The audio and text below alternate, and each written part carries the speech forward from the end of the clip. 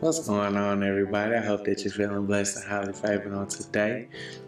Hey, getting right into it, man. It's really going down right now. Hey, it's really going down. This is a high stakes drama. You dig? This is the drama at an all time high, man. It feel like it's about to spill over, man. Hey, this probably I can't call it the best episode, man. But if you've been following this, I said that they started off, it was a little weak and they were skipping around a whole lot, man. But hey, it's really coming to a head now.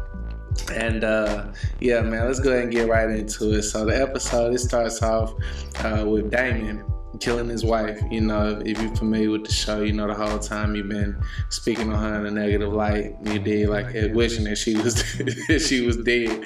Just kind of disregarding the marriage as a whole. She really didn't get no screen time. She get like 2 minutes, and then she run into him. She talk a little trash, and he don't even really acknowledge it. He just kind of messing with the horse, and then he kind of causes it to get buck and fall over, and she broke her neck. She can't really move, and then she he was finna leave her there, but she still got her mouth, and she said, like, I knew you couldn't finish, and after that he bashed her skull in, but they don't show it though. They give her a mercy kill. And then, she was slightly cute too, so RIP to her, but then we see Viserys and Rhaenyra traveling to Lord Corlys, obviously, the king is humbling himself because he's traveling to go and ask for the marriage from Lord from Corlys' son, and then in the following scene, my baby Alicent Hightower, she's so fine to me. You know what I'm saying? She come in, she wishing her father farewell. Hey man, she just be looking good as hell, dog. You know what I'm saying? She come out there in distress, crying, looking all girly, man. She a beast, man. Hey, she really, I think she the cutest thing on the show, no cap, man. I'm really rocking with her. I hate it's finna be this age gap, man, because I'm gonna miss seeing her for sure. But I think the older one, she cute too, man. But I don't know if she anything like this one. She really, to me, was like kind of my favorite character. I love that time she came on the screen, man. She was really just doing her thing. But she's wishing her father a farewell because obviously he's been dismissed as hand of the king. So they have a brief back and forth, and she tell him, well, if you hadn't been so persistent in trying to push Aegon to be the heir, because she's still believing in Rhaenyra, and she don't even realize she made provision for her father to get dismissed by going and trying to clarify and, really see what's going on with Rhaenyra and this, that, and the third. So, this is kind of a major stepping stone for her, in my opinion. This is kind of a stepping stone for her because she's alone now. So she got to stand up and she got to do her thing. It really was a grow up moment for her, in my opinion. But she's so innocent and so cute, man. Shout out to Alicent Hightower, man. Just my baby. But then in the next scene, they arrive at House Valyrian and hey, hold up now. Hey, the black girl that she done grew up too, man. Hey, the black girl that grew up too, man. She looking hella decent. No cap. You know what I'm saying? When she come out there to greet the king, Lord, he like, damn, well, Lord, Corlys said.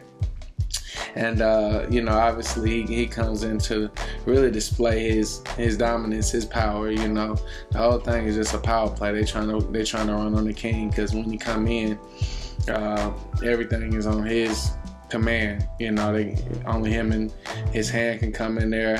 They actually talk with them. They shut Rhaenyra them out, just showing his dominance. He come in, you see him sitting on the throne like he a king, this, that, and the third. But then he comes down and bows to Viserys. So he's showing his respects, but it's very little. He wants it to be known that he got some power in here as well. But then Lord Larys, he catch him. I guess that's his name, the little slew-footed dude with the kind of walk with the limp and whatnot. He catch my baby in the garden and he starts scheming. He starts scheming on her, and telling her that Rhaenyra was unwell and that the Grand Maester brought in a birth control potion, So he slide that in there, so that only confirmed, like, damn, hold on, Rhaenyra done lied to me. And so then it goes on, going back to Corlys and Rhaenyra. They have a not a heated exchange, but it's very tense. They have tense negotiations as to how to play out if his son is to marry Rhaenyra. And they basically come to an agreement. They said this is equitable. We can go ahead and rock with this. And then in the next scene, Rhaenyra comes to an agreement with his son. They kind of forward thinkers, as the show put it. So, they like, well, look, we can have our cake and eat it too. We'll do this for the round, or for the crown rather. But you can still see who you see, and I still see who I see. So they do their little negotiation thing, and so that's cool. And kind of like what whatchamacallit had. What's her name? My shorty from the other show, from Marjorie Tyrell. That was another fine one right there. Shout out Marjorie Tyrell.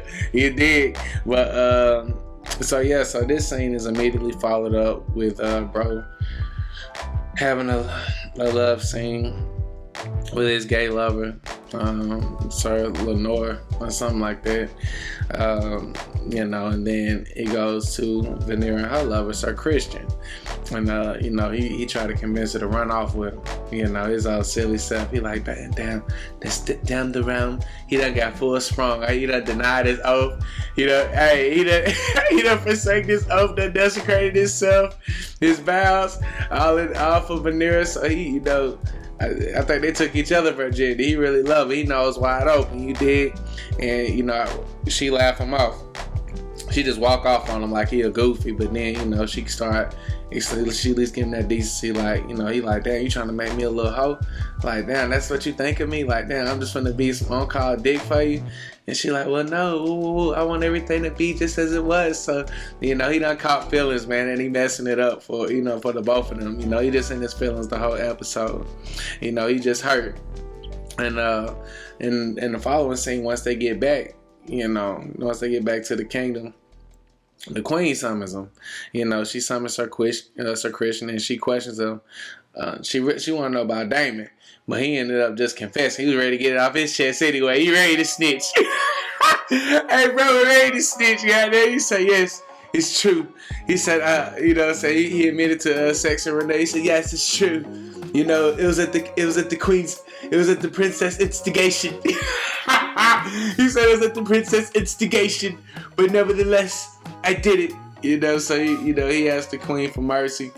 Is that in the third, but he done gave all the ammo she needed after Lil Bro the slew foot and I told her what was going on.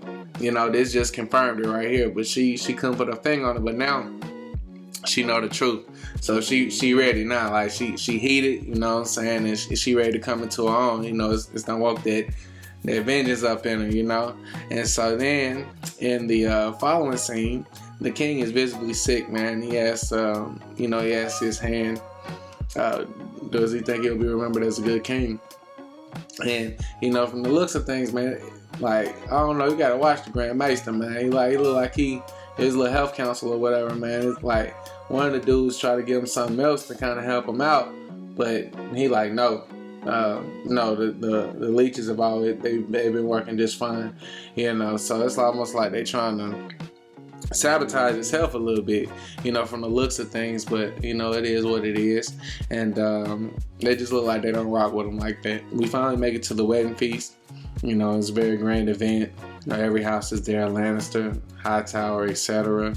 The Valyrians, they make a grand entrance. They come in, drums beating, doom doom doom doom doom doom doom doom, drums beating, and then following that, Daemon waltzes in with no introduction. He don't get no type of music, nobody saying his name, nothing. He just kind of come in there, and it's like, alright, what this fool doing here? He come up there, he take his seat, and then right when King Viserys is giving his little speech, talking about the consecration of the two houses and this, that, and the third, my baby Alicent Hightower, she come in full grandeur, full glory, she come in wearing the bright green, and they let her know, like, down in the war colors, like, they let, like, down in the colors that, when they drop the banners and it's wartime, they come in green. So she coming in letting what she on, what time it is, and she come in and make a grand entrance, man, looking so fine, my goodness, you feel me? Then she walk up there, she let Rhaenyra basically know, like, Yeah, I'm on you. You dig? Yeah, I'm on you. She keep it cordial. You know what I mean? She do it very passive aggressively. You know what I mean? Very feminine, man. That's why I always love her. You know, she just a girly girl, man. But now she on that rampage. Hey, she doing her thing now. You feel me? So shout out to her. She looks sexy when she mad. She look good when she hurt and she crying and shit, man. She just a fine motherfucker, man. No cap. But shit, then it goes on. Damon is accused of killing his wife by her family. Name is Sir Gerald. You know, he come through. He like, yeah, basically trying to put him on blast, like he should be answering for his crimes. And, you know, Damon ever being the person who he is, he just like, man, look, yeah, it's a tragic event, but yeah, I'm coming to get my inheritance too. In a few days, I'm finna fly over there, so I see. Hopefully, I see you there. So, bro, kind of know, like, damn, he finna have impunity. Ain't nothing finna happen to Damon, and so let me shut my mouth before I get killed too. You know, and so they kind of leave it there, but and then it goes on. Man, David just do whatever he want to do, man. He just be going on a tirade. He walk up on Lord Corliss's daughter. She, like I said, she cute too. The black girl done got cute, you know. And so I guess it's I don't want to say teenage, but like the 19, 20-year-old version of it. She looking real. And so he walk up on her, like, you know, say a little something to her, you know what I'm saying, do a little flirting with her.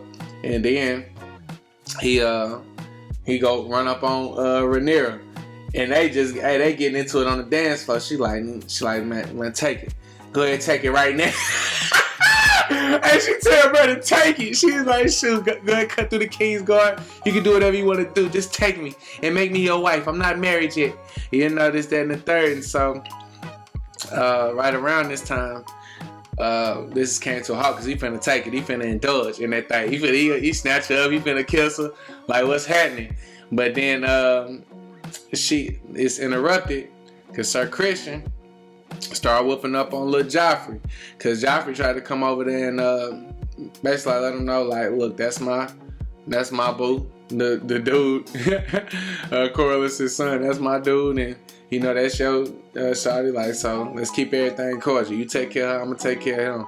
So I guess Sir Criston just snapped, man, and so he go over there, he beat bro face off. You feel me? He just beat his whole face off, beat him to death. And you know, Corliss's son, he started screaming, shouting on the floor like a little girl. Oh my God! Oh my God! You feel me? So you know, after that, instead of having a grand wedding, they gotta have a little shotgun wedding, you know, and they immediately go ahead and just, you know, they get married in private, you know, right then and there.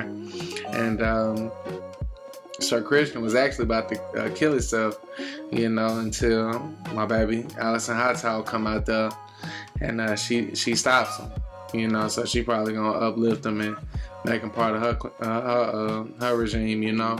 And then as Rhaenyra is getting married, the king falls out.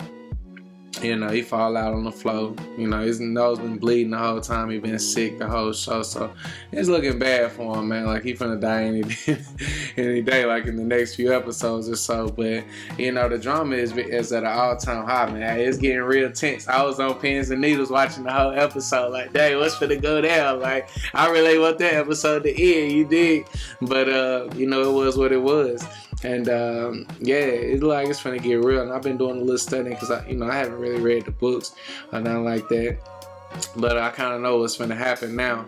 You know, and I know things is definitely finna split. You know, once all these, you know, babies and, you know, these heirs start coming into play, it's finna get serious. You know, between Rhaenyra and Alicent Hightower, you know, it's basically finna split into two because she finna get Aegon ready to rule, and, you know, obviously, Rhaenyra want to do her thing, and so yeah, it's definitely going to get real. And I think the show is doing a beautiful job of displaying the drama, you know, the tension between the two, and it's building up suspense. You know, they cutting it off right at the right times and whatnot. So, you know, let me know, did y'all enjoy this episode as much as I did? And, you know, if you haven't read the books, then I definitely won't spoil anything for y'all.